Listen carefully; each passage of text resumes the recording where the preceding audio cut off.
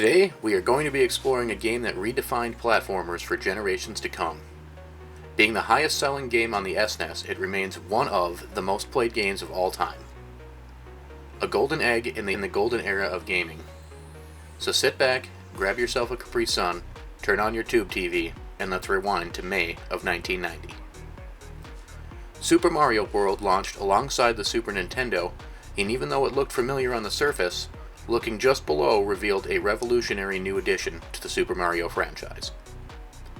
By the late 1980s, Nintendo had already sold over 12 million Famicom systems in Japan alone.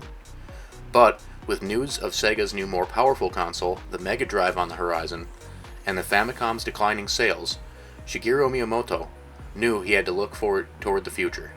The first mentions of Nintendo's answers to the Mega Drive came in 1987. Miyamoto wanted to not only release a new console that would compete with the Mega Drive, but to also launch a new title from their most iconic series to pair with it. Not Super Mario 3 or some spin-off, but Super Mario 4. Just a bit of a fun fact here, but on the Japanese box art it actually says Super Mario 4 just above the title Super Mario World. In fact, Super Mario World, as it would end up being called, was actually announced before Super Mario 3 had even been released. A new game to showcase the new hardware's capabilities and see just how far Super Mario could go without previous limitations. To understand why Super Mario World mattered so much, you have to understand the massive leap Nintendo was making in its new console.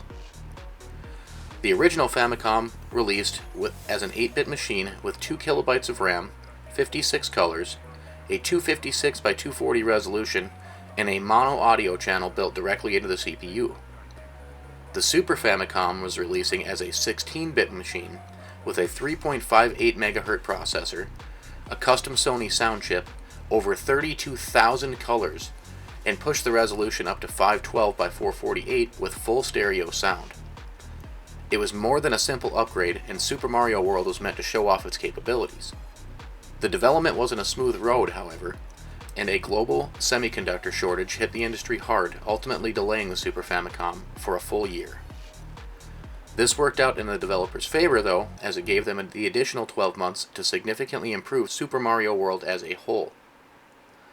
This is where Super Mario World changed from a simple Super Mario 3.5 overhaul into a complete game of its own. This new hardware allowed for transparent effects, adding a more natural feel to water and even some enemies like the ghosts. It introduced parallax scrolling backgrounds, which added a lot of depth to the levels, the designs, and it really gave the player the feeling of moving in a specific direction.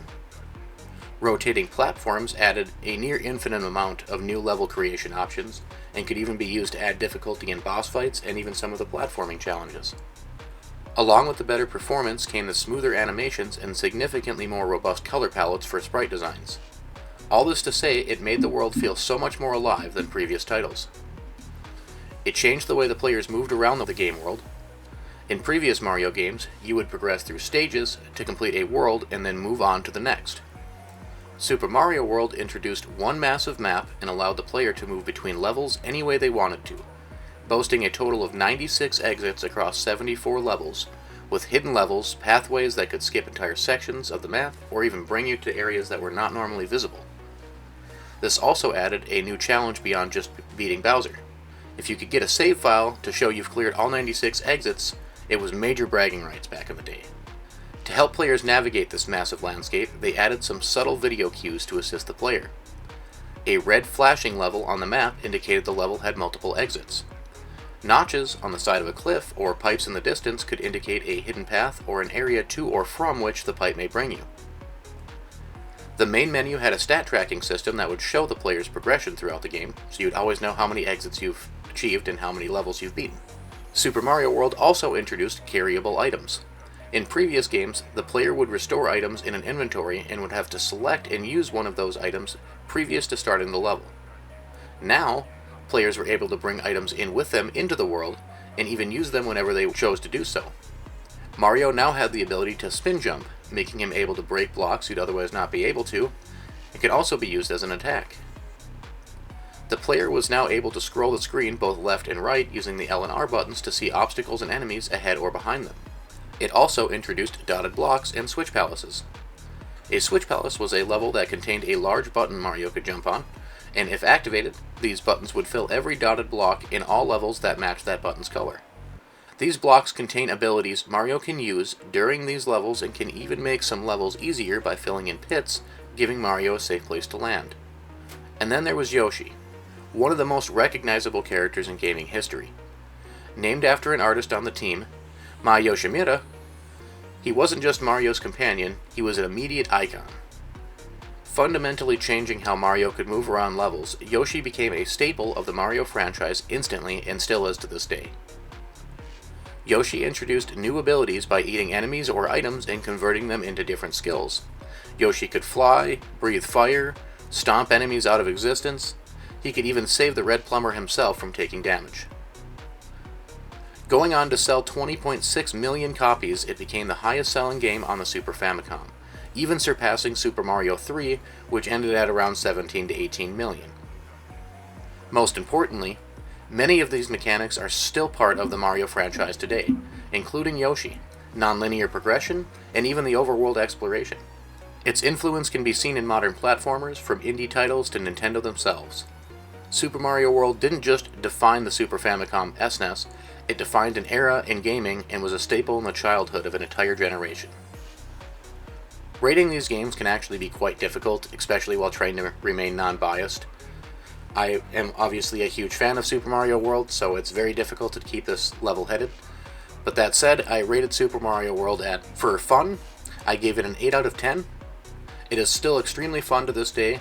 It's playable by basically anybody, but it has obviously naturally aged compared to some of the newer titles, and there are some quality of life features that are missing considering, its release date. Graphics, I gave it an 8 out of 10. It's still very charming and warm. The handcrafted, unique designs, the characters, the levels, everything is very nice. It's very unique in that sense, so that scores a lot of points in my book. Nintendo themselves will later see a significant improvement on the SNES and further consoles, obviously, but for the time being, it was very solid. Controls, I gave it a 10 out of 10. The controls in this game are extremely tight, very smooth, it feels better than a lot of modern platformers do, and combining this with the amazing SNES's D-pad, and it's very difficult to beat. And finally, Lasting Legacy. I also gave this a 10 out of 10. Very few games have had the kind of influence that this game has, between the gaming industry as a whole and an entire generation of now adults that fondly remember growing up on it. That wraps up this week's Retro Rewind. Next week we take a look at a game that introduced an entire system to gaming and shaped the way RPGs would be made for years to come. A franchise so popular it sold over 200 million copies and is still ongoing today. Take care everyone, and thanks for watching.